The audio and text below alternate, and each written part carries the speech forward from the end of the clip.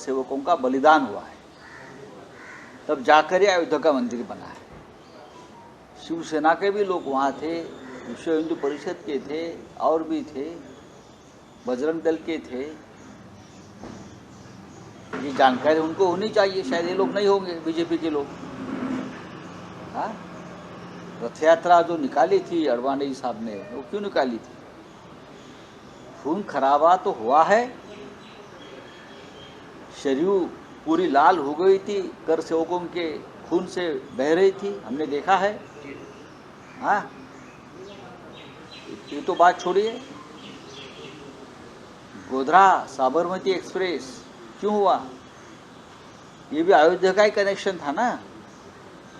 आप झूठ मत बोलिए भाई साहब, आप देश के गृह मंत्री हो। अगर आपको ये श्रेय देना है मंदिर का, तो सर्वोच्च न्यायालय को देना चाहिए। लेकिन अयोध्या की भूमि, सरयू नदी, ये हिंदू कर सेवक उनके खून से, बलिदान से भरी है, और ये सबको मालूम। अगर आप ऐसा कहते हो तो ये कर सेवकों का, हिंदू संगठन का अपमान है कि बिना खून बहाए हुए राम मंदिर का निर्माण हुआ। ये सभी कर सेवक, जिसने बलिदान दिया है, सैकड़ों कर सेवक, ज्ञात अज्ञात, ये उनका अपमान है। जो सीबीआई ने एक जो मुकदमा चलाया, उसमें हम सब लोग थे, बाला साहब ठाकरे भी थे, अडवाणी साहब थे, सभी थे। आप कहाँ थे? सब लोग कहाँ थी? लोकल लोग थे बीजेपी। तो इस प्रकार से बात करना, एक तो राम मंदिर निर्माण का जो पूरा मूवमेंट है, इस मूवमेंट में जो लोगों ने बलिदान किया है, खून बहाया है, जेल में गए, मुकदमे झेले, उनका अपमान है। सर, दूसरा सवाल जानना चाहिए, कैग रिपोर्ट एक सामने है जिसमें 3 ऑफिसर को ट्रांसफर किया गया। आयुष्मान भारत घोटाला, नेशनल हाईवे घोटाला। हालांकि मोदी जी ने नारा दिया था 2014 में, ना खाऊंगा ना खाने दूंगा। जब कैग रिपोर्ट आया, उनके 3 ऑफिसर को बड़े मोदी जी के नारे के बारे में छोड़ दीजिए, वो नारेबाजी 10 साल से चलती आई है।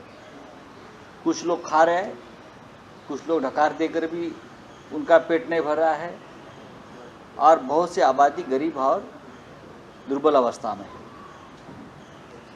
राहुल गांधी जी ने कहा है ना, 2 लोग बेच रहे हैं, 2 लोग खरीद रहे हैं, यही देश की स्थिति है।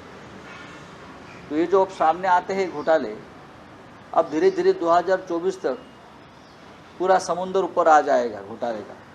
बोलिए, अब बोला काय? एकनाथ शिंदे यांचा अपमान होणार होता असं म्हणजे सुरक्षा काढण्यात आली होती। हां, मग कुठेतरी आम्ही अरे काय रे, सोड रे, याआधी देखील हा विषय काढण्यात आला होता। किरकोळ छोटे लोक आहेत। सर, दुसरी गोष्ट म्हणजे मेट्रोचं जे कारशेड पंचकुला तिथे होणार होतं, ज्यावेळी उद्धव ठाकरे त्यावेळी अनेक लिटिगेशन्स इश्यू आले। आज MMRDA 506 कोटीचं लिटिगेशन त्याच ठिकाणी, त्याच कांद्रेमार्फत जागेवर मेट्रो 6चं कारशेड बांधणार असं जाहीर केलं आहे।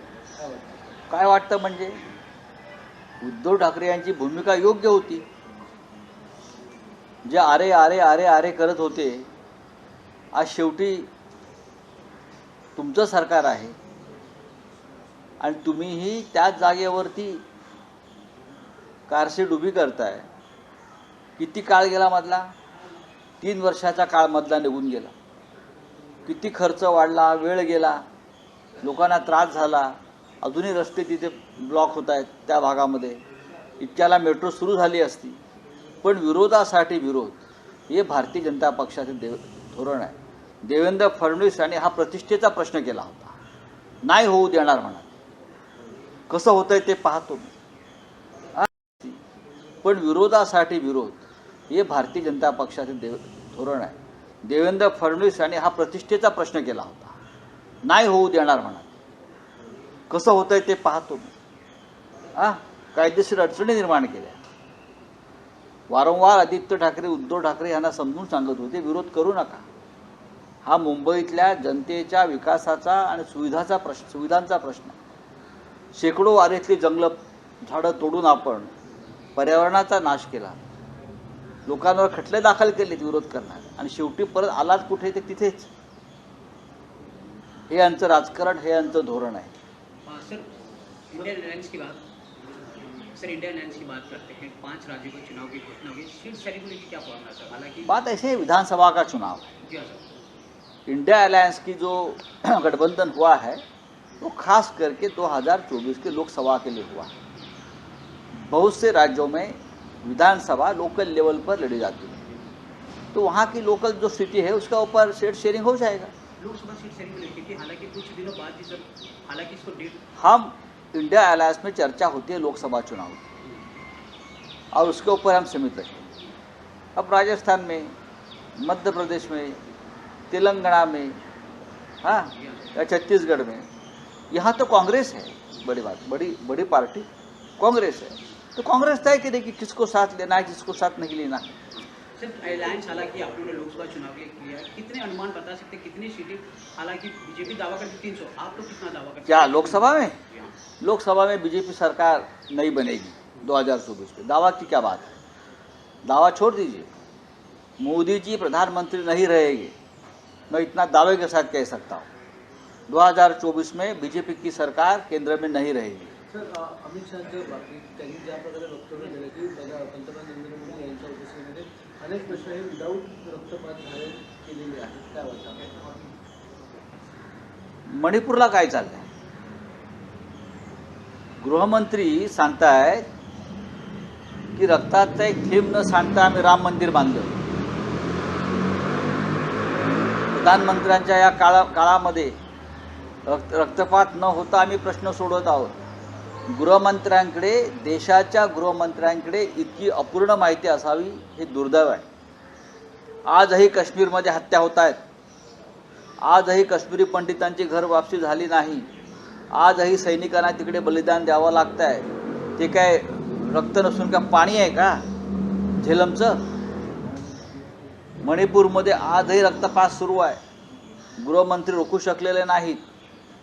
हा काय प्रकार आहे? आता प्रश्न राहिला अयोध्येचा, राम मंदिराचा. की अयोध्येच्या संदर्भात त्यांचं असं वक्तव्य आहे की रक्ताचा एक थेंब न सांडता आम्ही राम मंदिर उभं करत आहोत असं सांगणं हा 2 करसेवांमध्ये शेकडो करसेवकांनी जे बलिदान दिलं, रक्त सांडलं, मृत्यूला कवटाळलं, हा त्यांचा अपमान आहे. शेकडो करसेवकांनी राम मंदिरासाठी बलिदान दिलेलं आहे. आम्ही डोळ्यांनी पाहिलेलं आहे. तुरुंगात गेले, गोळ्या झाल्या, शरयू नदी रक्तानं करसेवकांच्या लाल झाली होती. तिथे पाणी नव्हतं तर रक्त वाहत होतं, आम्ही डोळ्याने पाहिलेलं. आम्ही तिथे उपस्थित होतो सगळे. आणि तुम्ही म्हणता रक्ताचे एक थेंब ना सांडता राम मंदिर मिळालं. तुम्ही नसाल त्या लढाईमध्ये, कदाचित तुम्ही नसाल, आजचे राज्यकर्ते नसतील, पण त्या शिवसेना, बजरंग दल, विश्व हिंदू परिषद असे प्रमुख हिंदुत्ववादी लोक होते आणि अनेक कोणत्याही राजकारणाशी संबंधित नसलेले कार्यकर्ते तिकडे मोठ्या संख्येने आले होते. गोधराकांड काय होतं? गोधराकांडाचा संबंध सुद्धा अयोध्येशी जोडला जातोय ना, मग ते बलिदान नाही का? साबरमती एक्सप्रेस हे जे कांड झालं हे सुद्धा अयोध्येशी संदर्भातच कांड होतं. तेही तुम्ही विसरलात सत्तेवर आल्यावर. अमित शहा यांनी ज्या प्रकारचं विधान केलेलं आहे, हे राम मंदिर मिळालं. तुम्ही नसाल त्या लढाईमध्ये, कदाचित तुम्ही नसाल, आजचे राज्यकर्ते नसतील, पण त्या शिवसेना, बजरंग दल, विश्व हिंदू परिषद असे प्रमुख हिंदुत्ववादी लोक होते आणि अनेक कोणत्याही राजकारणाशी संबंधित नसलेले कार्यकर्ते तिकडे मोठ्या संख्येने आले होते. गोधराकांड काय होतं? गोधराकांडाचा संबंध सुद्धा अयोध्येशी जोडला जातोय ना, मग ते बलिदान नाही का? साबरमती एक्सप्रेस हे जे कांड झालं हे सुद्धा अयोध्येशी संदर्भातच कांड होतं. तेही तुम्ही विसरलात सत्तेवर आल्यावर. अमित शहा यांनी ज्या प्रकारचं विधान केलेलं आहे, हे शेकडो हजारो करसेवकांच्या बलिदानाचा अपमान करणारं हे विधान आहे. शिवसैनिकांचे मृत्यू झाले तिथे. उंटावर चढलेले कोठारे बंधू शिवसैनिक होते. हे काय लपून राहिले? असंख्य लोक तुरुंगात गेले. अनेकांना खटल्यांना सामोरं जावं लागलं. हे काय बलिदान नाही? आणि तुम्ही आत्ता सांगताय की त्याचं श्रेय तुम्ही नरेंद्र मोदींना देता.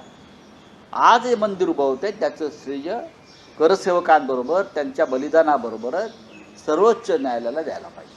बस, बाकी कोणाचं श्रेय नाही. चलिए, शरद थँक्यू. पवारचा राजीनामा देण्याचं मागचं कारण म्हणजे सुप्रिया सुळेंना अध्यक्ष बनवलं होतं आणि भाजप सोबत जायचं होतं असं छगन भुजबळ आणि गोपाळ कोटलेला काय वाटतं. ते जाताना देखील बोलले की मी जाऊन बघून येतो आणि सत्तेत सामील झाले. काय तुम्ही ह्यांच्यावरती विश्वास ठेवताय? ईडी आणि सीबीआयला घाबरून पळून गेलेले लोक आहेत बरं का. तुम्ही ह्यांच्यावरती कशाला विश्वास ठेवताय? शरद पवार असतील, उद्धव ठाकरे असतील, यांच्या पाठीत ज्याने खंजीर बसला आणि पळून गेले भाजपच्या तंबूत आणि गोटात, हे सगळे डरपोक नंबर 1. भविष्यात कोणीतरी सिनेमा काढला पाहिजे, डरपोक नंबर 1. या डरपोक नंबर 1 मधले सगळे व्हिलन आहेत या चित्रपटाच्या पडद्यावर. काही नाही, यांचं ऐकू नका तुम्ही. हे महाराष्ट्राला गुमराह करण्याचा प्रयत्न करतात. मला माहिती आहेत, मला पडद्यामागच्या सगळ्या घडामोडी माहिती आहेत. काय झालं, काय घडलं, काय घडणार आहे आणि उद्या काय घडणार आहे. सर, इसी पे हिंदी में सवाल जानना चाहिए. छगन भुजबल एक बयान रखते हैं. अरे छगन भुजबल के ऊपर क्यों विश्वास रखते हो आप? जो आदमी पहले बालासाहब ठाकरे के साथ बेईमानी करके चले गए, बाद में उनके मेंटोर शरद पवार साहब को गाली देकर भाग गए, ये डरपोक लोग हैं. ये ईडी सीबीआई के डर से भाग गए और कुछ नहीं है. वो बोलेंगे और आप सुनेंगे. जनता विश्वास नहीं रखते उनके ऊपर. सब कुछ जो दिया है लोगों को, ये बाला साहब ठाकरे और शरद पवार साहब ने दिया है. सब कुछ. आप उनसे ईमान नहीं रख पाते तो आपके शब्दों पर कौन विश्वास रखेगा? सर, बीजेपी के एक नेता कहते हैं कि नवरात्रि में बीजेपी के एक नेता नवरात्रि को लेकर सवाल कर रहे हैं. शेवटचं